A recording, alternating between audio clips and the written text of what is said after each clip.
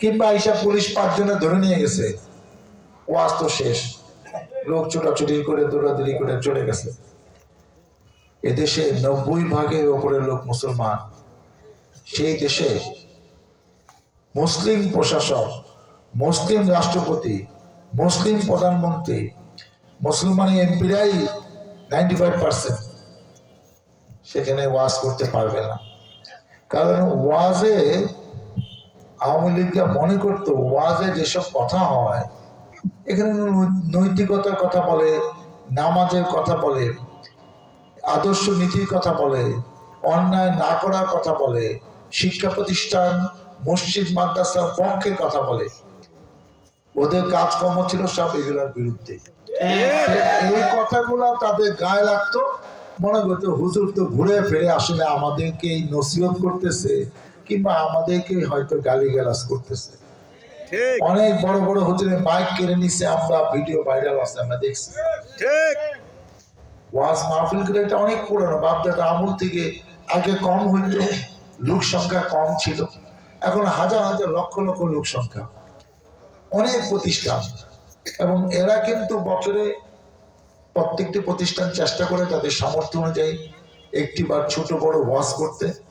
এবং ওয়াজের দুইটা কাজ হয়, একটা হলো যে ওয়াজ মাহফিলে কিছু টাকার কালেকশন হয়, কিছু দানশীল ব্যক্তি এখানে এসে এই হুজুরদের কথায় তারা কম বেশি টাকা দান করেন।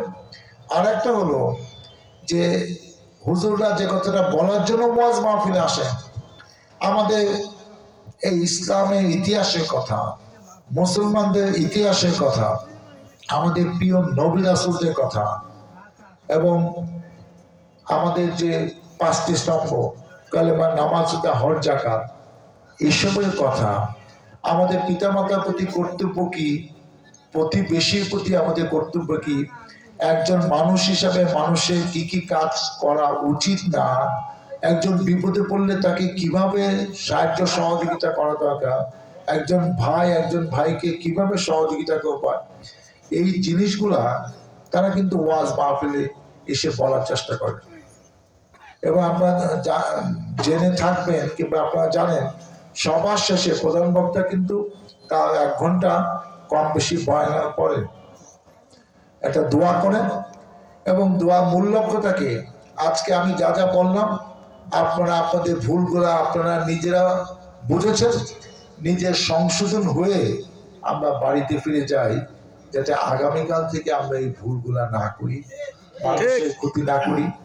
আর যার প্রতি আমি অন্যায় আচরণ করেছি, যে লোকটা টাকা পায় তারে আমি 15 দিন ধরে ঘুরাইতেছি, যে লোকটা ক্ষতি করছি তার কাছে গিয়ে যেন মাপ চাই।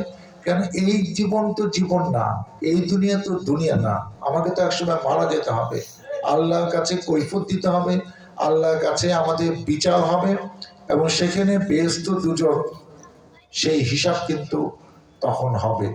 অতএব আমি কি করছি এটা প্রতিবেশী, আত্মীয় স্বজন, বাড়ির লোক না জানো, আল্লাহ কিন্তু জানে যে আমি কোন পথে চলছি, কয়টা ভালো কাজ আজকে করলাম, কয়টা করলাম।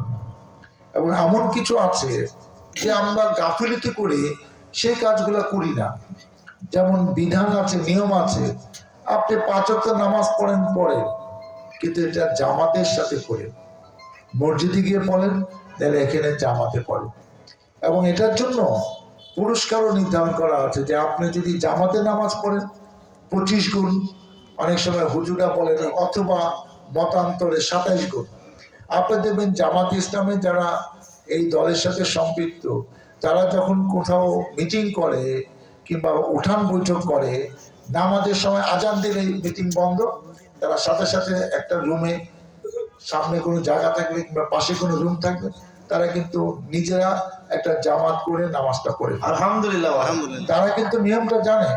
কিন্তু আমি মনে করি আচ্ছা মসজিদে একটু যাইতে 2-3 মিনিট লাগবে, আচ্ছা নামাজটা পরে পড়ুন নেই, কিন্তু নামাজ কিন্তু আপনার জামাতেই পড়া উচিত। অনেক হুজুর বলে যে জামাতে না পড়লে গুনাহ হবে, অনেকে বলতে পারে যে গুনাহ হবে না, কিন্তু এটা ঠিক না।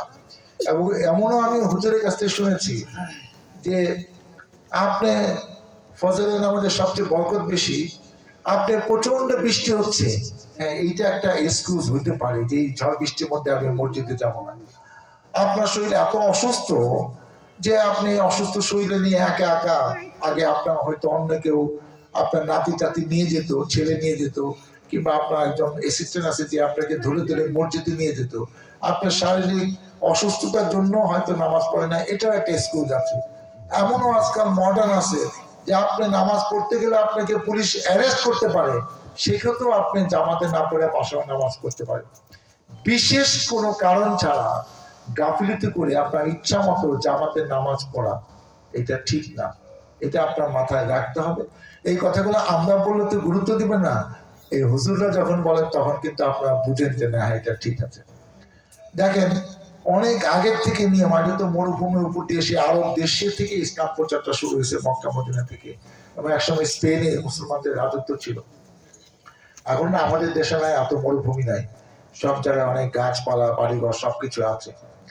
সেখানে যাতে মানুষ 1 মাস 2 মাস 3 মাস ধরে ঘোড়ায় চড়ে, এই ইয়েতে চড়ে, উঠে চড়ে কিন্তু তারা হজ করতে যেত। আগে ছিল এই বাংলাদেশে অন্য জায়গায় লঞ্চে করে 2 মাস ধরে তারা সেই হজ করতে যেতে হতো। এগুলো ছিল অনেক আগে, অনেক বছর আগে কথা বলতেছি। তখন অনেক সেই সবের কথা চিন্তা করে অনেক আয় বিধান করা হয়েছে। আপনি যখন ভ্রমণে থাকবেন তখন নামাজের জন্য কিছু সুযোগ সুবিধা আপনার জন্য একদম নির্ধারণ করা আছে, এবং সেটা কি, সেটাকে আমরা বলি কসর নামাজ। জোহরে যে 4 রাকাত ফরজ নামাজ, আসরে যে 4 রাকাত ফরজ নামাজ, ইশার যে 4 রাকাত ফরজ নামাজ। আপনি যখন জার্নিতে আছেন, আপনি কক্সবাজার যাচ্ছেন বাসে চড়ে, আপনি কিন্তু 2 রাকাত করে পড়তেই হবে, 4 রাকাত পড়ার দরকার নাই। শর্ত আছে 49 মাইল কিংবা 78 কিলোমিটার দূরত্বে বাড়ি থেকে গেলে আপনার জন্য কসর প্রযোজ্য, আবার 15 দিনে কম হইতে হবে। এখন কেউ যদি বলে আমি তখন কক্সবাজার চলে এসেছি, এখন আমি 4 রাকাত নামাজ পড়বো না, আপনার জন্য বিধান 2 রাকাত, এই 3 ওয়াক্ত নামাজের। 4 রাকাত 2 রাকাত হবে, কিন্তু 3 রাকাত কিন্তু 3 রাকাতই হবে। মাগরিবের নামাজে কসর হয় না, ফজর নামাজে কসর হয় না। এই কথাগুলো তো আমরা বললে কাজ হবে না। আপনি জোর করে একটা জিনিস পড়লে তো সেটা মানবেন না, সেটা ঠিক না। এই কারণে ওয়াজ মাহফিল গুলা বেশি বেশি হওয়া দরকার, যাতে আমরা এইসব ভুল ভ্রান্তি গুলা শুনতে বেশি বেশি করে আমরা সওয়াবে ভাগীদার হইতে পারি, ঠিক পথে চলতে পারি। যেমন বলা আছে, আপনি যদি অর্থনৈতিকভাবে স্বাবলম্বী হন, আপনি হজ করতে যাবেন।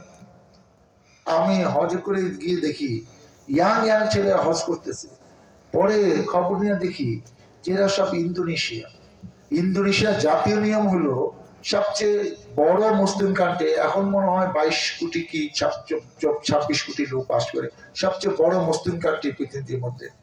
সে দেশে রাষ্ট্রীয় নিয়ম যে বিয়ে করতে হলে হজ করতে হবে, হজ না করলে কোনো মুসলমানের বিয়ে হবে না, ছেলেদের ক্ষেত্রে প্রযোজ্য, মেয়েদের ক্ষেত্রে প্রযোজ্য। এবং সেই কারণে আমাদের দেশে কিন্তু আগে ধরেন 30-40 বছর আগে আমি দেখছি আমাদের বাপ দাদারা, তখন কিন্তু 40 বছর 50 বছর হলে সবাই প্রস্তুতি নিতে, সব কাজ দায়িত্ব শেষ। এখন আমি দায়িত্ব পোলারে বুঝিয়ে দিছি, এখন আমি হজে যাব। এখন অনেক ইয়াংরা হজ করতে চায়।